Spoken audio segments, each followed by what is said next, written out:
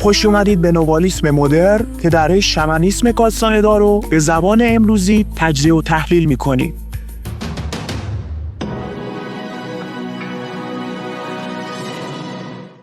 بله، همونطور که میدونید راجع به مرور دوباره داریم صحبت می‌کنیم. تو این ویدیو ضمن پرسش و پاسخ میخوام به معرفی طلیعه یا راهبر یا راهگشا به قول خانم کانداری بپردازم.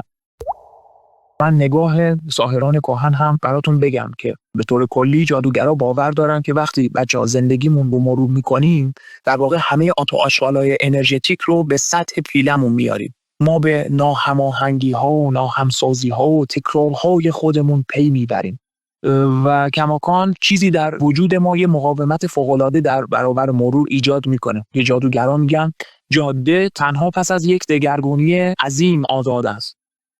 بچه‌ها، یک سری رویدادهایی رو شما در طول تجربیات مرورتون کشف خواهید کرد که عین بمب عمل میکنن. پس از ظهور عینی خاطره یک رویداد که یک وضوح وحشتناک عجیبی داره و جزئیاتش رو قشنگ میتونید جلوتون مجسم کنید، ممکنه پایه های ما رو به لرزه در بیاره که وای چی شد من مستقیم رفتم تو دل خاطره.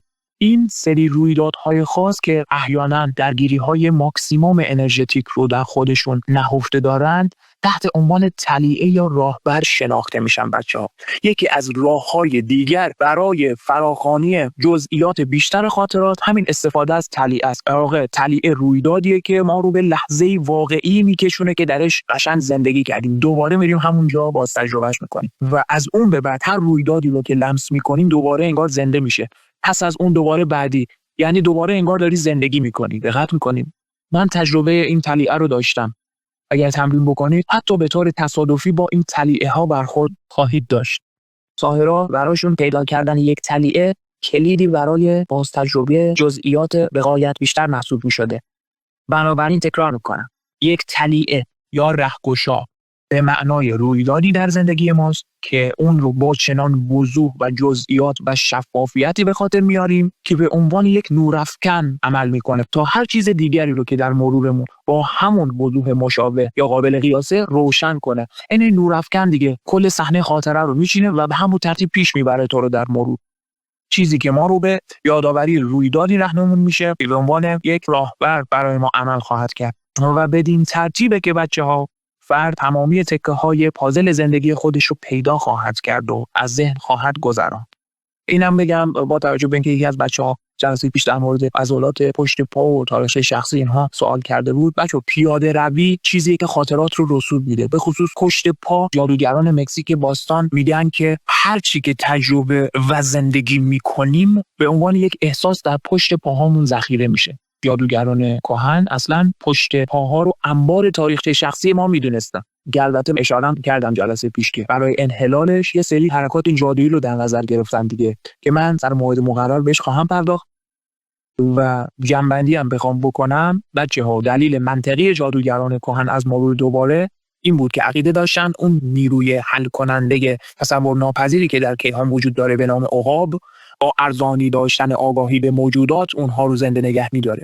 این نیروی تصور ناپذیر همینطور باعث مرگ موجودات زنده میشه. به همون ترتیب باعث میشه موجودات زنده بمیرن تا همون آگاهی مغروزی رو که بهشون اعطا کرده بوده که موجودات زنده از طریق تجربیات زندگی خودشون باید اون آگاهی رو ارتقا بدن، دوباره اون آگاهی رو استخراج کنه. و بدین ترتیب بینندگان کهن میگفتن که بیکرانگی از خودش آگاهی پیدا میکند در یک چنین ترتیب خلقت و رشد آگاهی و بلعیدن آگاهی. از اونجایی که این نیرو به دنبال تجربه زندگی ماست، از کروشل و حیاتی میشه که بتونیم با یک کپی دقیق از تجربیات زندگیمون عقاب رو ارضا کنیم، اون نیرو رو ارضا کنیم. چیزی که با مرور دوباره به دست میاد. و دون خوان میگه که با به دست آوردن آنچه عقاب میخواهد، نیروی حل کننده به مبارزان اجازه میدهد تا بروند. آزادانه ظرفیت خود را برای درک و رسیدن به حد و مرزهای فضا زمان گسترش دهند و این همانا آزادی دقت سوم است. خیلی خوب بچه‌ها، بحث جلسه امروزمون هم تموم. میتونید سوالاتتون رو بپرسید در زمینه مرور دوباره. پشت پا منظور هم ساق پا و هم ران هستش؟ بله، ولی تمرکز تاریخچه شخصی بیشتر پشت ساق پا هست. توی کتاب حرکات جادویی هست، اونجا بهش میپردازم. مشکل اینجاست که در همین فضا هم یغماگران طالب رو میتونن در اختیار بگیرن و دون افشانی کنن. بله همینطوره.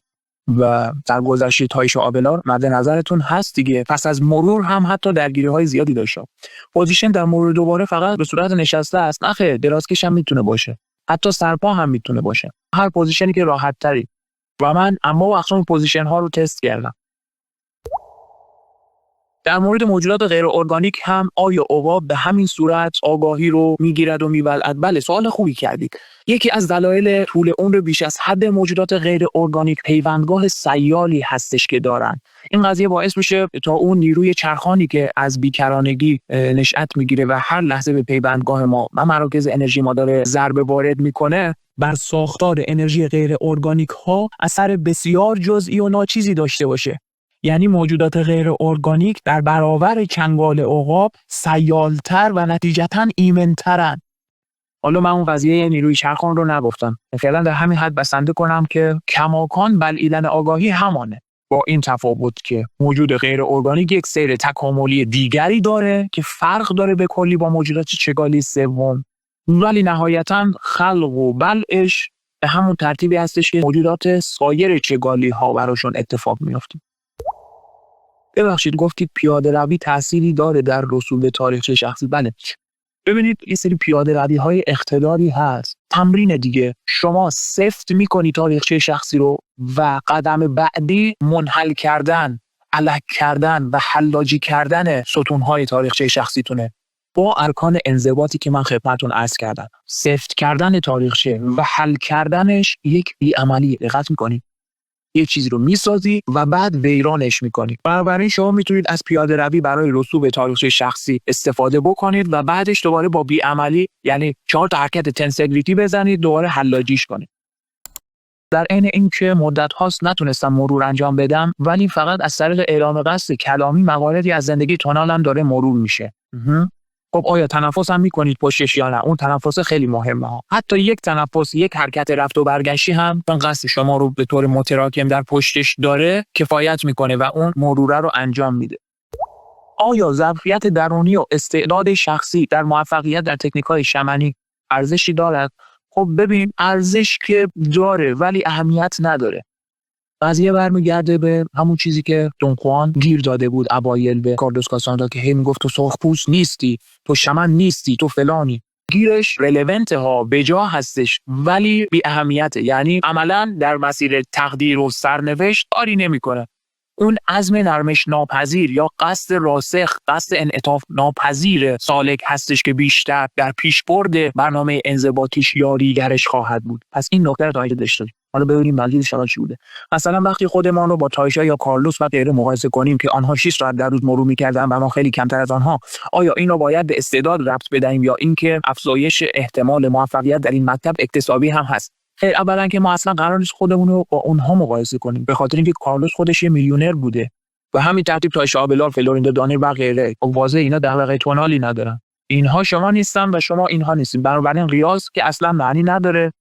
و اگر اونها مثلا 6 ساعت میتونستن در روز مرور کنند و به اون نقطه رسیدن، شما اگر 1/10 رو بتونید تمرین بکنید، با این حال شاهکار کردی در حد خودت. چرا؟ چون نه گروه نوال دیدی، نه هم قطار قدرتمندی داری. کلا سالک مدرن نوعی رو دارم میگم و حالا استثناءات شما که استاد دارین و اینا رو من نمیدونم، کار ندارم. من خودم تنها هستم، دقت میکنی. بنابراین روزی 10 دقیقه تنسگریتی هم برای من اقتدار به همراه میاری، چون اقتدار رو من خودم خلق میکنم. اقتدار رو قرار نیست عملی به من بده. من قبلا هم خدمتتون عرض کردم، مهم اون قصدی هستش که پشت عمل لحاظ میکنید تا اون اقتداری رو که شما لازم دارید بهتون معطوف بکنه. این خیلی نکته مهمیه. سوال قشنگیه. بنابراین روشن بشه این قضیه. استعداد بی ربط نیست، اما نه لازم نه کافی. این که بگید آقا من شمن نیستم و فلان نیستم اصلا هیچ اهمیتی نداره.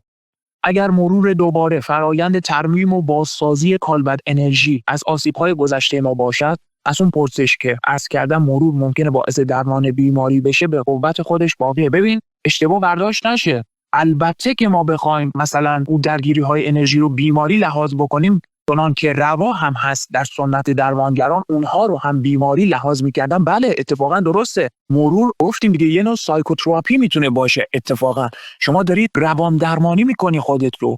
اما من بیشتر احساس کردم منظور شما یک سری بیماری‌های خاصه که فرضاً طرف ایدز داره با مرور درمان بشه. خب نه، این واضحه که چون چیزی نانسنسه، اما قطعاً مرور خودش یک درمانه، اصلا شک نکنید.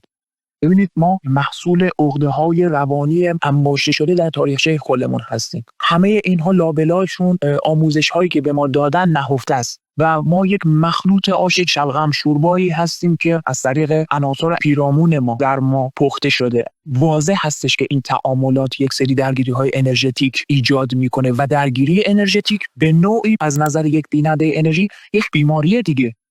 بنابراین خوبه پس این جمله رو بگیم که مرور دوباره ما رو درمان می‌کند. وقتی که یک سالک سیال میشه در واقع درمان داره میشه. چرا یک سالک باید به دنیایی بچسبه که توهمی موقت بیش نیست و چند صباحی نخواهد گذشت که ازش مجبور عبور کنه؟ اگر شما سیال کنی خودت رو، داری خودت رو آماده مواجهه با بیکرانگی میکنی دیگه. به نوعی یک گام داری پیش میری در سیالیت، یک گام از این بندهای انرژی وارسته تر بشی. عقاب چه احتیاجی به یک کپی داره؟ احتیاجی نداره. عقاب دریای ناشناختنی هستش که کارش آگاهی از خودشه. ما تو جلسه خلقت هم خدمتتون عرض کردیم که اصلا خلقت برای نوعی آگاهی از خیشتن بیکرانگی مترتب شد. عقاب با گرفتن تجربیات زندگی اشخاص از خودش آگاه میشه. لحظه مواجهه با بیکرانگی بهش میگن دیگه، درسته؟ بنابراین نمیشه گفت احتیاج داره. این کار عقابه که بدین ترتیب از خودش آگاه بشه. یعنی یه جور مچ اتفاق میفته بین اجزای کیهان و خود کیهان. بسیار خوب بچه‌ها، خسته نباشید. تو ویدیوهای بعدی قرار هستش که به پرسش و پاسخ در رابطه با مرور دوباره بپردازیم.